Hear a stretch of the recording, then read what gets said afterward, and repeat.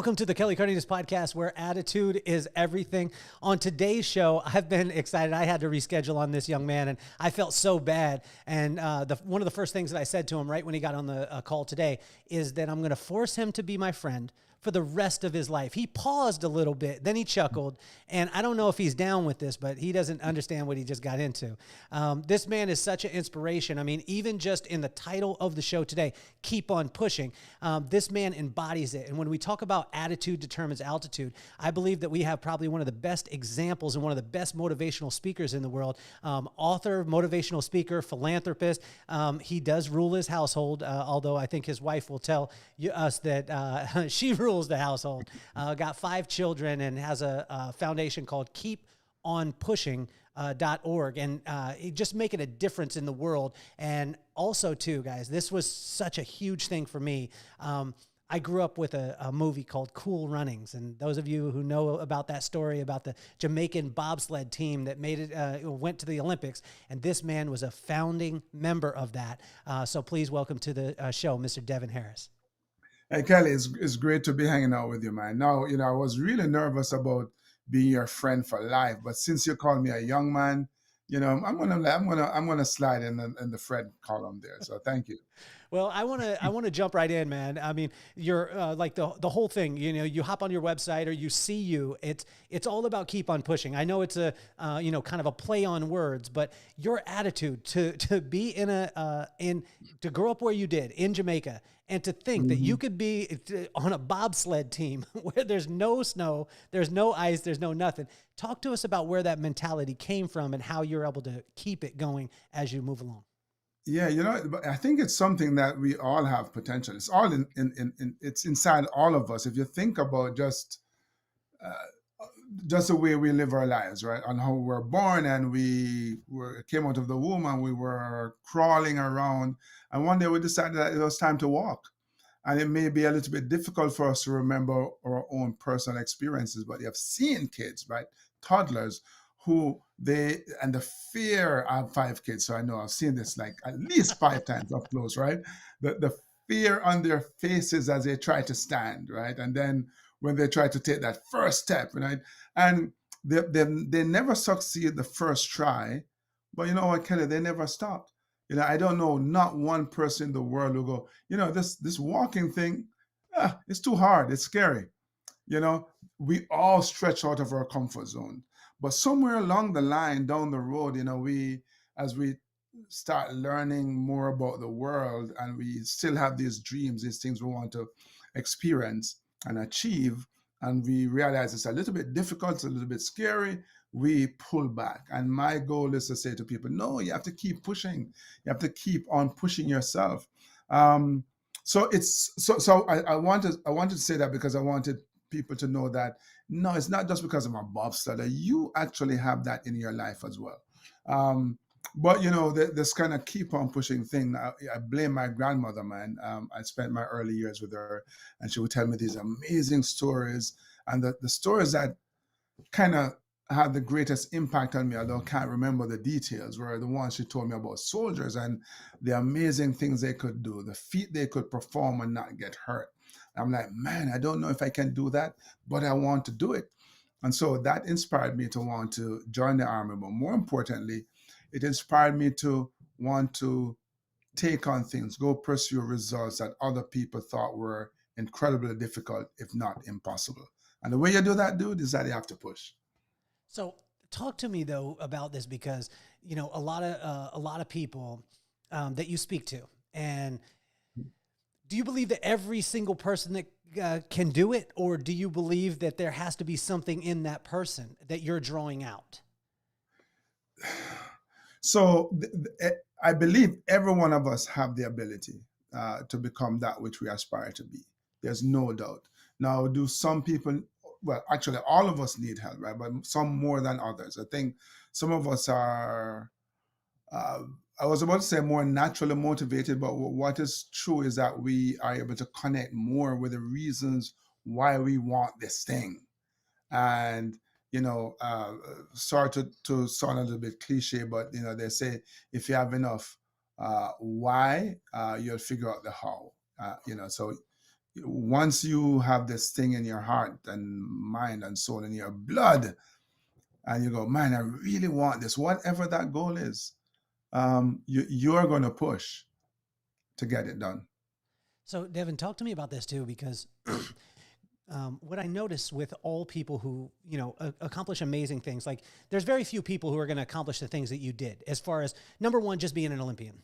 Okay. So let's break a couple things down. Let's go to the even negative one, being an author, being a motivational speaker. Being a motivational speaker is the largest fear of humans on earth. Most people will talk about writing a book. They won't do it. Then even less people will become an Olympian. Even less people will become an Olympian for life, which you got in, I believe it was 2018 or somewhere around there. So, Yeah. but how much of that was you growing up with humble beginnings? Because my dad used to tell me this story that he grew up on, they had very little. He was chopping wood all the time. And when someone would want to fight him at his school, he would laugh because these kids, he said, were in the weight room or they were maybe pressing some weights, but he was picking up logs. So he had no problem taking care of these kids because they were very, very small challenges. How much of your humble beginnings created a foundation for you to be able to push through the things that you did?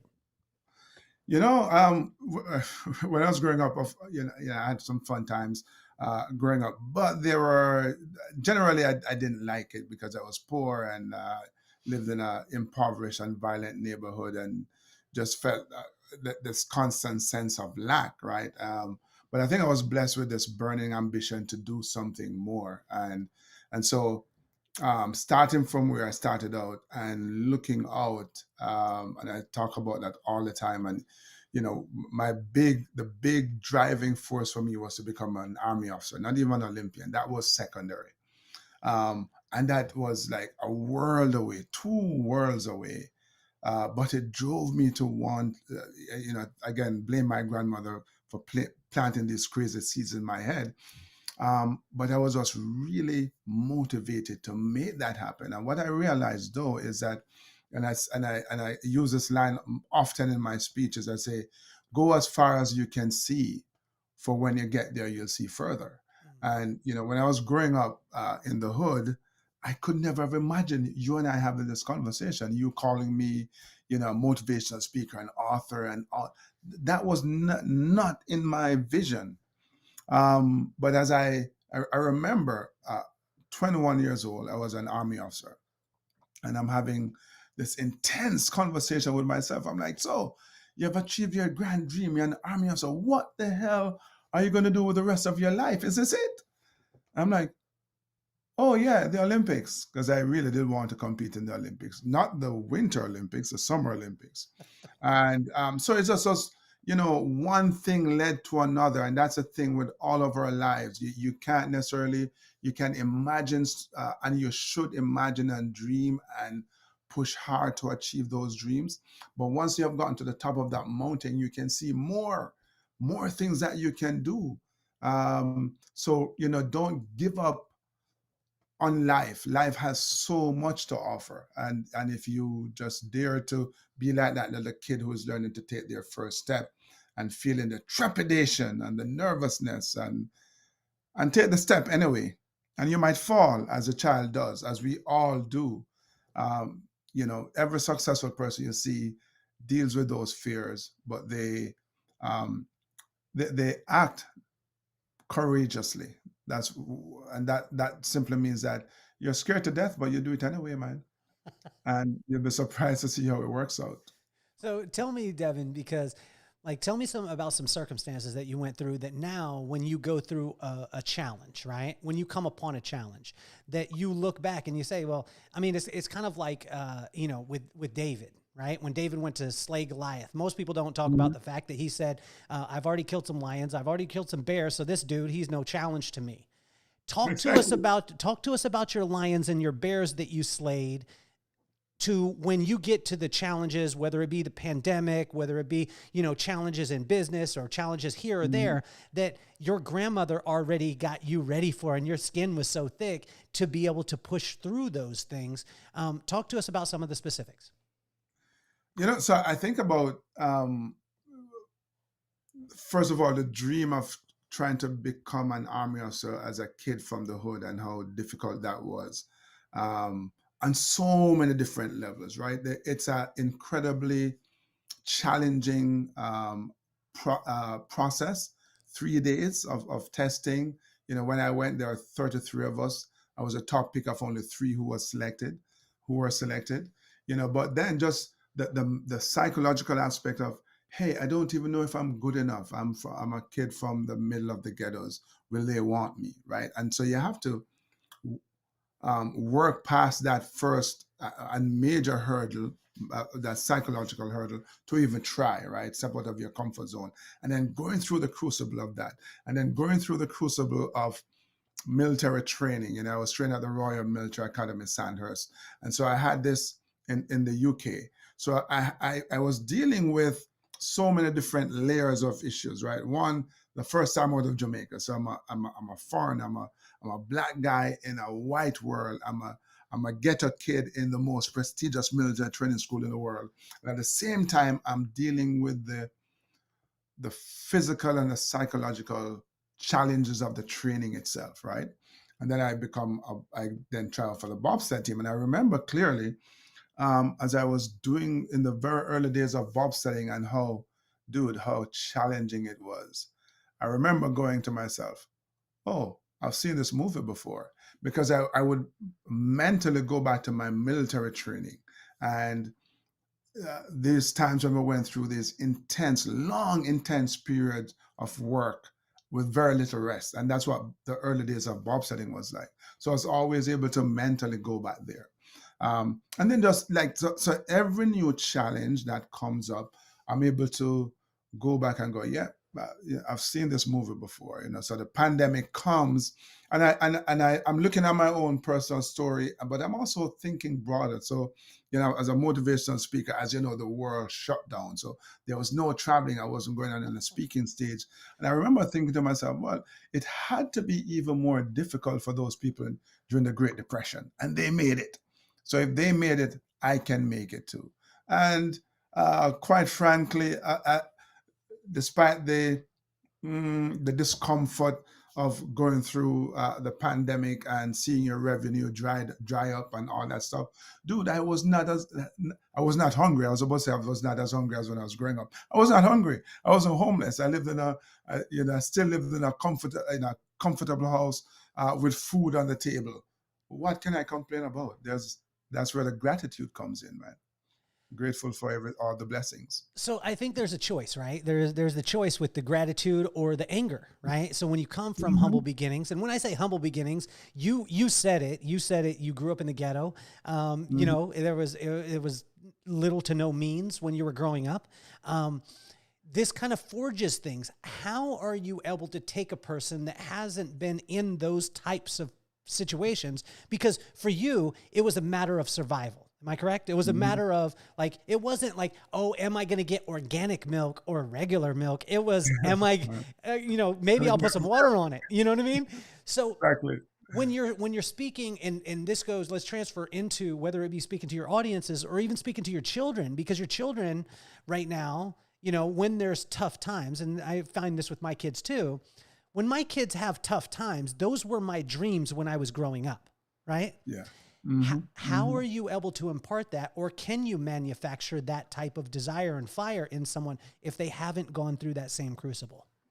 No, it's kind of funny. I was just thinking about this morning, of the many times my kids open the fridge that is filled with food. I go, there's nothing to eat. It's like, if only you knew what that really means, right? Nothing to eat, right? The pantry is full of food and so on and so forth. So what I know is that all our challenges and experiences are different. The success principles remain constant. They are universal, and you don't necessarily have to have the challenging, unsavory experiences that I had earlier on to say, hey, I still want to, whatever it is that you want to accomplish and become, there's still a learning curve. There's still some uphill climbs. Nobody is immune from those things. And so, like with my kids, my focus has always been to and they'll tell you that how is the school work, how we're doing in school. That I'm a stickler for that because I tell kids all the time, mine and others, what you're doing in school now is learning how to learn. And so, yeah, it's tedious. It's not always fun. I loved playing. I love sports, but I actually did enjoy school as well. But you're learning how to learn because now you can take those skills that you use in school to go take on a brand new career, something that you didn't, earlier in your life you didn't think that you would have any interest in, right? And I've seen that play out in my life. I mean, who would have thought that I would have been an author? I talk all the time. The teachers would say, when you write an essay, reread it. I'll go, why the hell would I reread it? I just wrote it, right? and, and I never did. And now I see the wisdom of that in writing emails and articles and books and speeches, right? You have to reread the thing. So you're learning those skills. But more importantly, as I said earlier, connecting with the reason, man, that this goal is important to you. So that's what I try to instill in my kids. That one of the things I try to instill in my audiences as well. Hey, connect with those reasons and recognize as well that regardless of your circumstances, you're the ones, you have to take what I call personal responsibility. You are the one who has to decide that you're going to make this move and push yourself forward to achieve. So take us to when the Army happened, but you glazed it quickly. You said Army, and then you were like, and then I was on the bobsled team. But we need to pause, and we need to go into that part of it there, Devon, because most people are like, okay, Jamaica, I understand. Okay, I grew up in the ghetto, grandma being there. I want to be an officer in the military. Okay, I understand that. I go to the UK. And then you say bobsled, and we're like, skirt, like, stop. Why the hell the bobsled team? Like, it wasn't like you grew up like, hey, I'm going to be on the bobsled team. Take us through that scenario. Yeah, so I told you, I'm 21 years old, walking down to the officers' mess, and I'm having this intense conversation with myself about what was I going to do with the rest of my life now that I've achieved this big thing, right, of being an Army officer. And then I go, oh yeah, the Olympics. So at the time I ran 800 and 1500 meters. I was a middle distance runner. Yeah, I'm from Jamaica. Speed is relative, right? You could be pretty fast, but if you're in Jamaica, you might not be pretty fast. So I was one of those guys who struggled to win sprints, and I, you know what, I look back now and I realize I was impatient. I think if I'd been a little bit more patient, I would have blossomed into maybe not Usain Bolt, but a decent sprinter. But I ran middle distances, and so that was my dream. So I started. Once I had that conversation with myself, I started training. I started running 5 miles before I reported for duty, thinking I could get fit enough. This was 1987, and the Olympics were coming up in Seoul, Korea in 1988. So I'm thinking maybe I can get fit enough for that. And then I go run this cross country race, and they're like, oh my God, he's fit.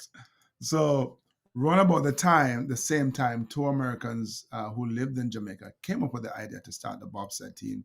Couldn't get sprinters on the summer team to do it because it's you have to agree, it's an idea out of left field, right? It's your brain like, what? So they came to the Army, and when I first heard this, I'm like, man, this is one of the most ridiculous idea ever conceived by man. And I remember saying, nobody could ever get me to go on one of those things. I'm not doing it. But then the colonel told me to go to the team trials. So I'm going to the team trials. It's not like I have a choice. I am going to the team trials. And the way I'm wired, Kelly, is like, I'm not the dude to just participate, to also run. I'm going to the team trials. So now the question is, how the hell am I going to make this team? Because I didn't feel like I was fit enough. And I was what I described as Army fit. I could walk 100 miles with 50 pounds on my back and a rifle in my hand. But I hadn't done any real sports training for 2 years. But, and that's kind of where, mindset comes into play. Because I remember thinking to myself, well, I don't have enough time to train to get fit enough in my head to do this thing. So I remember going down to the track on the Army base, the running track, and running and sprinting 30, 60, 100 meters just to see what it felt like. I'm like, okay, so this is what it feels like. Because I know when I go to the team trials, I'm going to give 150% effort. So I just went, man. I just went, and obviously you have to put your body through the physical paces, but that mentally I was just like so determined to make it. And so I went through the paces, and I think they liked my smile and they selected me. Um, so in short, I got selected. I actually, in the test, I speak about this all the time. One of the tests was what they call a push test with a makeshift sled on wheels. And I ended up having the two fastest pushes, faster than the fastest sprinter that was there. So that's how we got selected in September of '87, and then we eventually went to Lake Placid later that month, September '87, and we saw a bobsled track and a bobsled for the first time. Mind you, the Olympics are in February, and yeah, Keep going, keep going.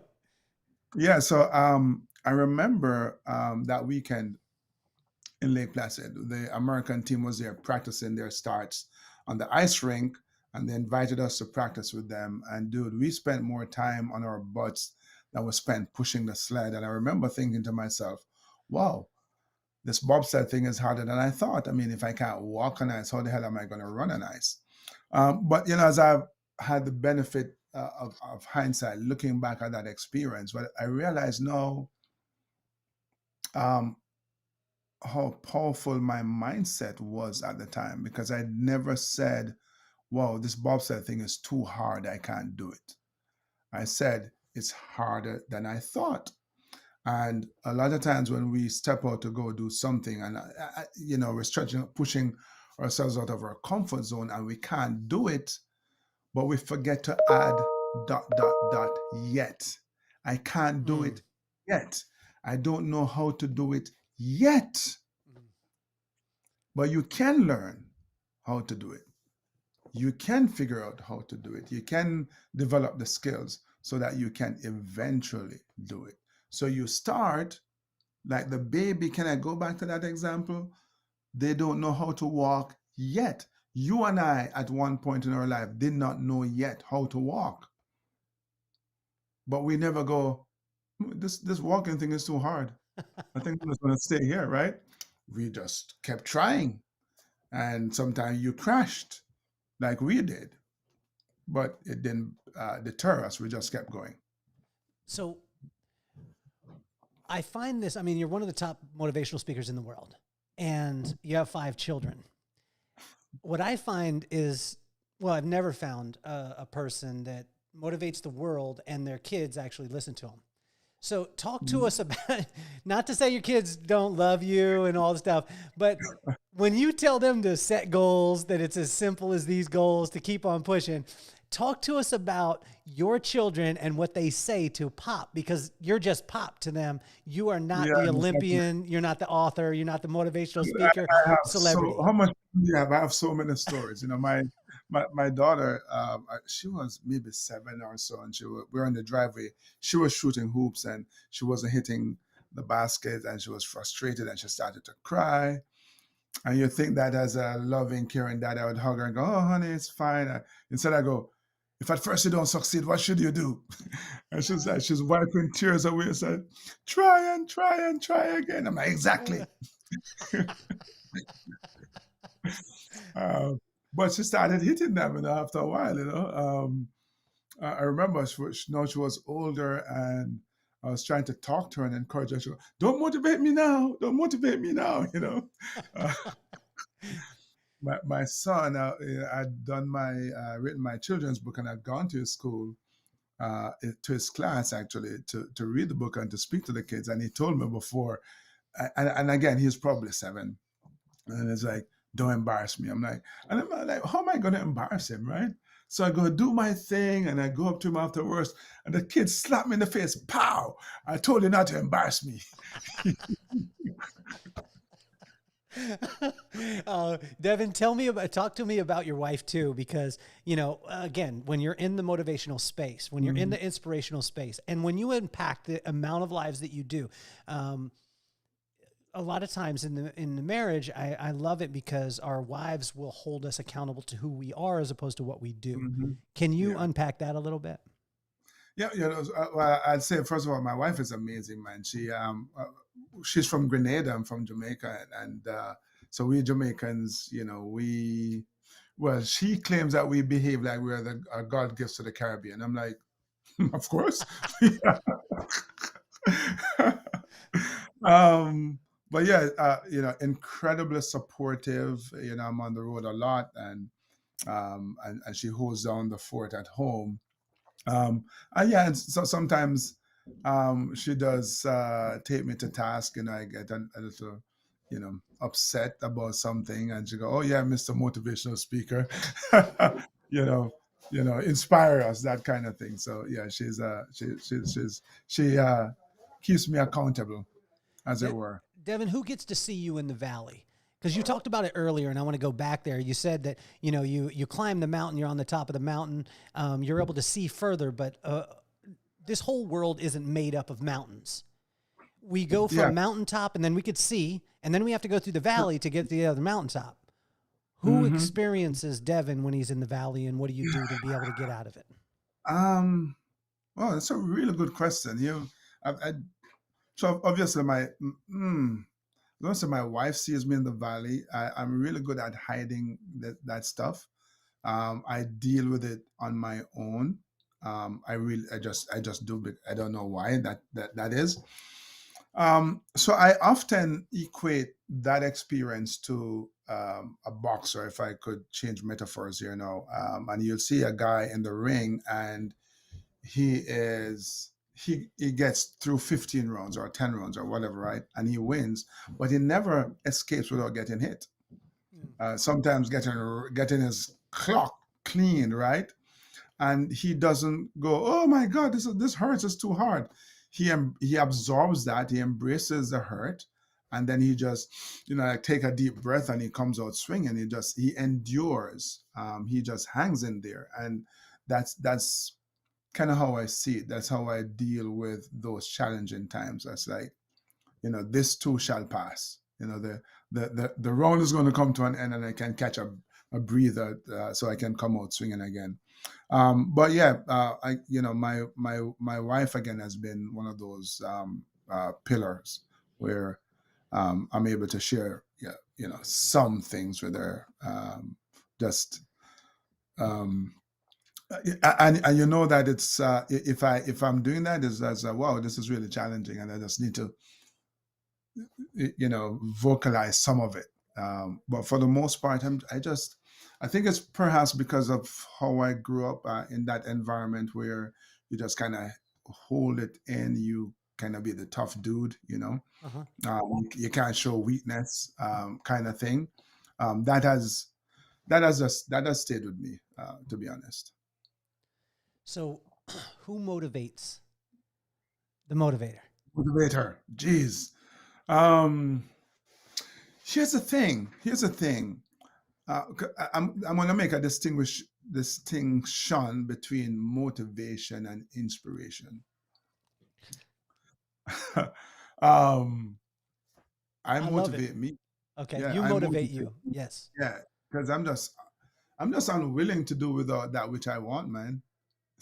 Like, if I want it, if I didn't want it, then I wouldn't be striving for it. So since I want it, there's a reason inside here why I want it, and it's a little bit hard to get. But if I quit, then I'm doing without it, and I'm back over here miserable. So um, I'm just unwilling to stop. I am inspired though by stories, by people. Of course, we know many kind of famous, well-known, celebrities, etc. Um, and I'm inspired by them and their stories. I'm inspired by the authors that I read. But I'm also inspired by the dude I'll meet in the airport. and we're having a conversation, and he's just, average and ordinary Joe, and he's going through some life issues, or the woman that I'm talking to in the supermarket line who's telling me a story about her life and how, because all of us have those stories where we have pushed and overcome, and I'm inspired by every one of those. I just was online a couple of days ago, and I don't remember his name but I saw another article about him today. A one-handed basketball player, dude. He's at a Christian academy, and it's one of the strangest scene, right? I think for all of us who sees that one guy, the dude is bad, right? And so here's an example of somebody who didn't say, "I only have one hand, I can't play."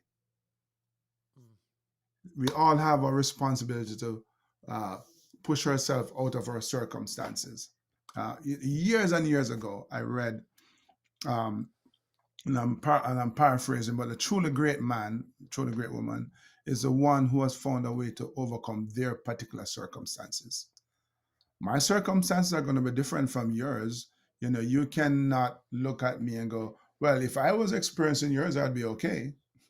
And I can't look at yours and say, "If I was in your situation, I'd be fine." We each have to figure a way out of our particular circumstances. So when I So, see somebody overcoming theirs, it inspires me. well, Devin, what I found, and this is a generalization, but the generalization is about 99.9%, as I've studied people throughout my life, is every time someone aligns themselves with their gift, which you obviously have. When you speak life into people. It's not like you have to train to be a motivational speaker and you had 7 things that are 6 things or 5 things that you had to go through to be able to become a motivational speaker. You're inspiring people on a completely different level just because you're telling your story, you're telling your truth, and you're in line with the gifts that were given to you. Now, in that, what I find is when I find a person who is in line with their gifts, most of the time, they are giving a gift to the world that they thirsted for, whether it been as a kid or Yeah. as a adolescent. What is this career and this lifestyle that you're doing now out there motivating all the people? What is that doing for little Devon? Um, you What know, gift is it giving back to you? yeah, it's actually, I think I'm repaying the gifts of those people who poured themselves into me, starting with my grandmother, and following up with the obvious parents who were supportive. Um, uh, in their own way, I'm going to qualify that only because I grew up in a time when your dad didn't hug you and say, "I love you, son." It was like slap you up the side of the head and go, kind of thing. But then teachers as well who validated you, man, who made you want to work, and who praised you for when you did well, and who chastised you when you didn't do so well. I talk about Miss Johnson, remember, who back in the days when kids would get whipping, and she said some words to me, and I wish she had whipped me because she just pissed me off. It's like, but it was like, but it just burned a fire. I'm like, okay, I'm going to show you, right? Right. So maybe beating me would have been the easier way out, but she chastised me in a way that just spurred me to go get it.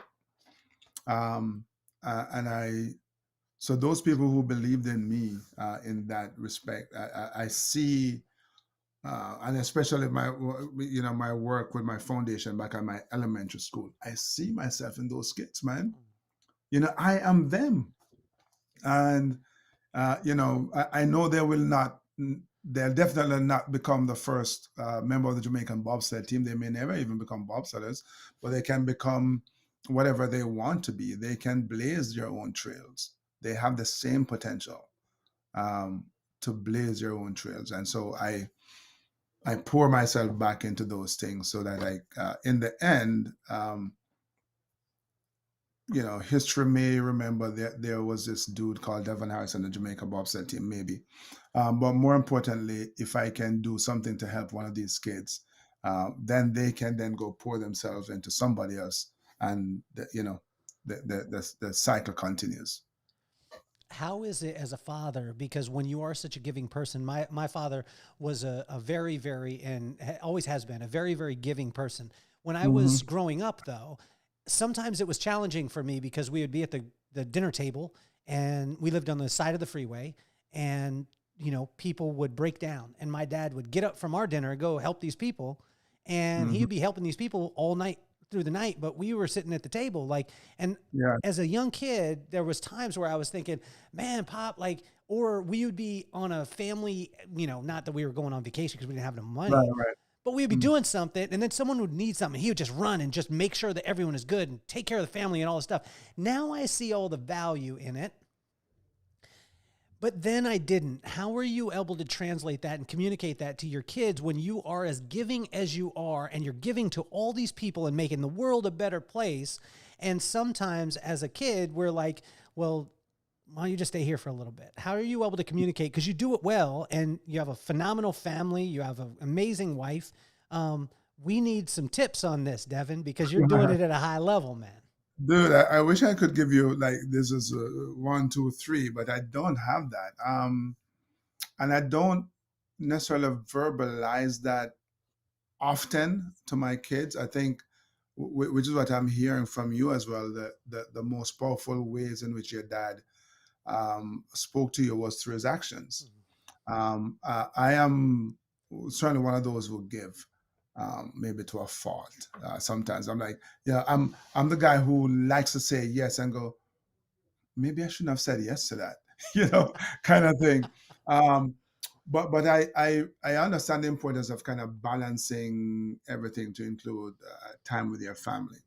But the thing that I'm like really excited and proud about is the I know my kids are seeing me.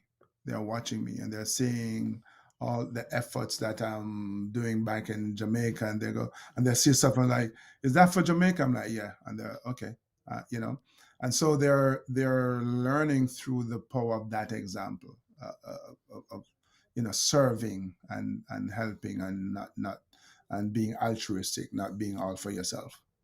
How do you communicate to your wife that she's loved, that she is appreciated, and that you see her? And say, you remember when I told you I love you? Same thing.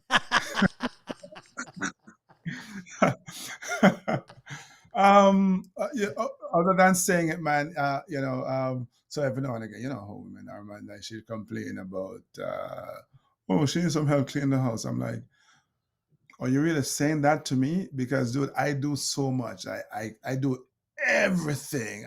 In fact, I cook more than my wife does in the house, and I clean up, I help with the kids, I do. So all of those little things. I don't know if they're little things or big things, but all those things that, how some men will like divvy up the duties, like, I'm not going to do the laundry and that's for you. No, that's not me. I'm not one of those guys. And then, of course, just, the floors and taking her out for dinner and that kind of stuff. Just try to make her feel like she's my girl. You know what I mean? What do you think that she doesn't hear enough? That's a really good question. Me verbalizing, I appreciate you or you're appreciated. I think that's something I need to work on more. So with your foundation, like what's the what's the Star Wars for you? If I would have told young Devon, number one, like I said, like we talked about before, that you're going to be an officer in the military, that you're going to be an Olympian, you're going to be a lifetime Olympian, which very, very few people are. And we didn't even Dude, stop to, like I always thought I was an Olympian for life. no, but I mean, that's incredible though. You got that award. And then they gave me that title. I'm like, oh, okay, fine, thank you. I take it. Well, that's an added extra that you got. You know what I mean? I would ask them for a medal every time that there's Olympics. Then that's what I would Yeah, do. and then I'm You like, know what I mean? oh, So yeah. Anyway, if we were to talk to young Devon in Jamaica, and say, all these things, you would have been like, wow, that's amazing. That's too far, too much for me to be able to fathom right now. What is too much for you to be able to fathom about your foundation and about your life right now as we move forward? Dude, that too much? It can't be too much. I don't think it's. I think young Devon would have been incredulous. But remember, I say go as far as you can see. When you get there, you'll see further. And so, if you had asked young Devon what he'd be doing today, he'd tell you, "Oh, I'm going to be in the army." But then young Devon got a little older and started to see more of the world and go, "Oh, so there's all of this out there too. Wow, I want some of that." And so it went from young Devon seeing that the army is like, "Oh my God, if I could get that, I would not want anything more," to like, "Oh, so this army thing is cool, but oh my God, there's so much more," right? So, and that is what I'm hoping I'm hoping to instill in my own kids and all these kids in the foundation as well. That, hey, I know from your vantage point right now you can only see out there, and that's fine. That's okay. Go for it. And I realize how difficult that seem as well, but go for it, because I promise you, when you get out there, it's going to look so much better, man. You're going to see so much more. You're going to go, wow. So I can get that too? Oh, well, I want some of that. So it's never too much for me. It's never, and I don't want some greedy. It's just like, we have such tremendous potential, man. I want to figure out, part of my keep on pushing philosophy is this business of being curious about what it is that you could possibly accomplish if you just try. Jesus, just try, man. Just try. So what's the thing for Devon though? Like, because hearing you, I mean, every person out there listening, and all of you listening, that you're like me right now, where you feel bad about yourself because you're like, wow, Devon is making a difference in the world. He's seeing global, he's got the foundation, he's working with kids. And it's like, sometimes I just want the gifts for myself. You know what I'm saying? So what is that thing that is irresponsible, Devon? And I'm going to qualify this when people listen to it, because Devon's not irresponsible. Devon is not selfish. But I'm going to ask you to be selfish right now. What would Devon want? What would be the thing that you would be like, yeah, that's what I would want. It wouldn't impact the world. It wouldn't, cure, hunger or whatever it is. But I just want to do it, and it's irresponsible, but I want that thing. What would that be?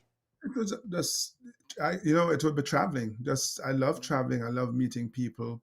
Before I discovered motivational speaking, I thought I was going to be working in the hospitality industry. And so now I say I live in hotels and I don't work in them. Where would you want to, like, when you say travel, like, is there a specific, like for me, one of the places, and so they'll, like, all of you out there listening, Punta Mita, Four Seasons, I'm going to have you guys sponsor the podcast. Where's that? It's down in Mexico. Okay. And I also want to do the Four Seasons in Maldives. That's where those two, now, those are just for me. I'm not going to help people out. I'm not going to motivate people. I'm not going to inspire them. I'm not recording the podcast from there. I'm not writing a book. I am going to lay in Maldives at the Four Seasons and Punta Mita Four Seasons and have them spray me with Avion water and call me Mr. Cardenas. Devon, what is your irresponsible just for Devon? You are so specific. It's not funny. I was having this very conversation this morning. My favorite place to visit is a place I haven't been to yet.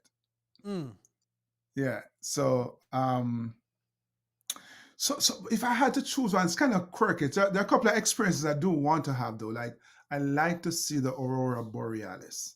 I just like to see the Northern Lights. Just I've seen photos of it, and I know it doesn't do it justice. So can I just see that? I like to sail through the fjords in Norway. I would like to. I think which countries are those now? Like Denmark and like whichever country borders it. Like, you can stand on a street or in a cafe and you see the line right between, and you're standing in two countries at the same time. Yeah, yes. I think I want to do that. I think I want to do. It's like nothing, but I want to do it. But it's just those kind of cool experiences.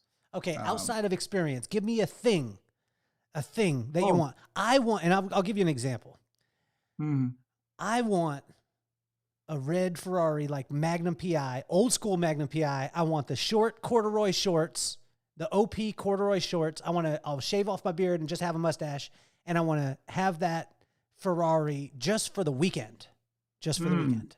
What would you want? Irresponsible. And I don't want any like helping kids or giving away stuff or whatever it is. No. I'm saying I want irresponsible Devon.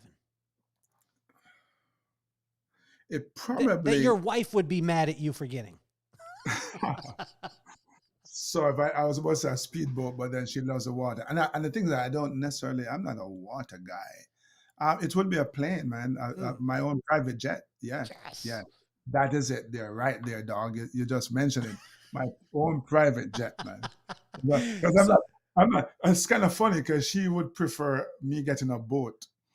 And I'm like, no, I'm not feeling the boat. I like my water frozen. So give me a private jet. Well, I love it because, guys, there's a company out there that's listening right now, whether you own the company or you work with the company, that can get this man to have this man come and speak and be in the Northern Lights, to go through in Norway, to be able to be standing on the continents. You know that. And also, I might speak for free just for that. Hey, there is a company out there with a private jet that will fly you in, and that's going to happen. And that is going to happen. Now, I'm done. So all we need is the general manager of the Four Seasons in Maldives and Punta Mita to be able to holler at a brother to be on the podcast. And then that way we'll be staying there too. So Devon, I started the podcast because of iconic people like yourself. I mean, I grew up and I heard of the legend of Devon. And if any of you out there that are listening have had the opportunity to be able to hear him speak live, I mean, obviously you're a blessed person. But I started the podcast because of iconic people like yourself, and I wanted to take you, and I didn't want to talk about all the things that you did. I wanted to talk about who you were. Because I wanted to show all my kids. I have two children, Maddox and McKenna. Maddox is 10 and McKenna just turned 13. And I wanted to show them. What's that? You got some catching up to do. So I know. Hey, we went man-to-man defense. We didn't go zone like you. And I wanted Maddox and McKenna to see that iconic people like yourself are not superheroes, that you're human beings, and that you have a phenomenal attitude and you have incredible work ethic. And that's the reason why you get to do what you do. Mm-hmm. So what advice would you give to Maddox and McKenna? And if you could use both of their names, it would be amazing.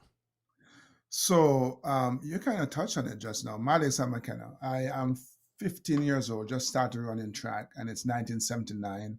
It's a year before the 1980 Olympic Games in Moscow, Russia, the former Soviet Union.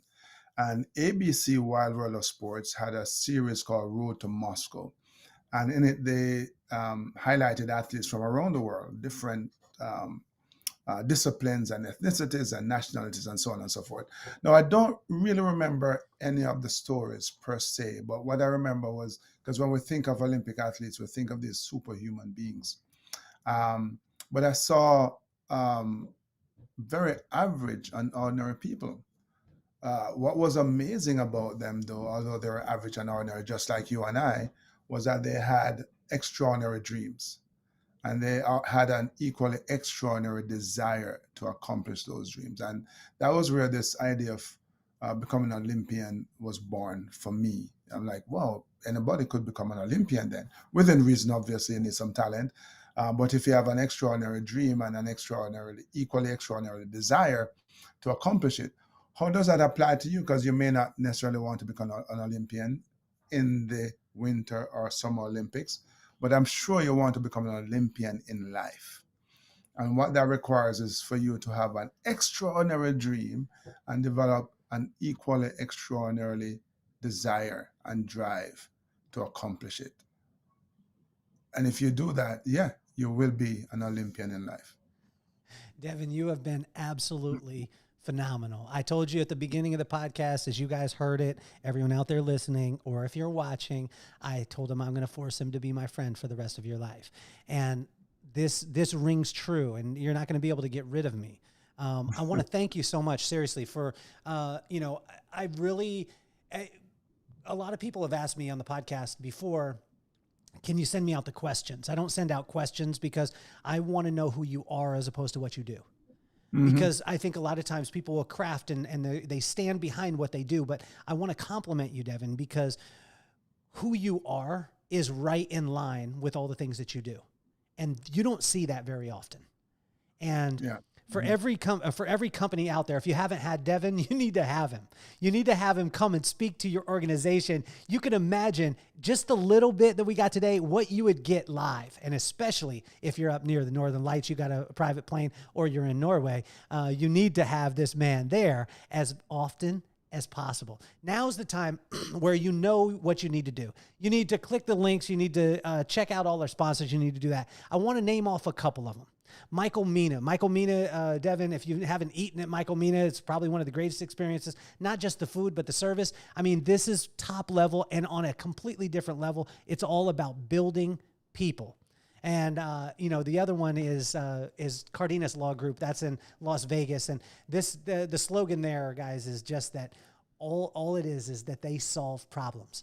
They make sure that they put people first and take care of all those things. The rest of our sponsors are on the links. Devon, you have been absolutely amazing. And I want to ask you for one thing. Is that okay, Devon? Yeah, man, sure. I want you to come on again. I want to have another time. You're taking this lifetime friendship thing way too far. But you know what? Since you said I was a young man, I'm gonna have to do it. Okay, that's your get out of jail card right there. We will look for episode 2. We will look for the second episode of this young man.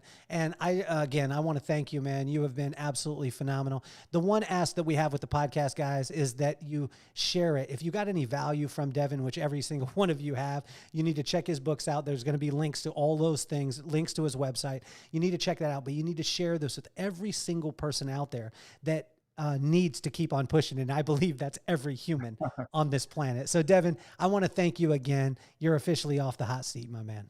Dude, thank you for having me. And I want to thank you for the amazing work that you're doing, the amazing content that you're putting out there in the world, because we do need it. And so I'm going to challenge and encourage your audience as well to continue to listen and to support, because this is amazing work. Thank you so much, bro. You're amazing, Devon. Thank you so much, buddy.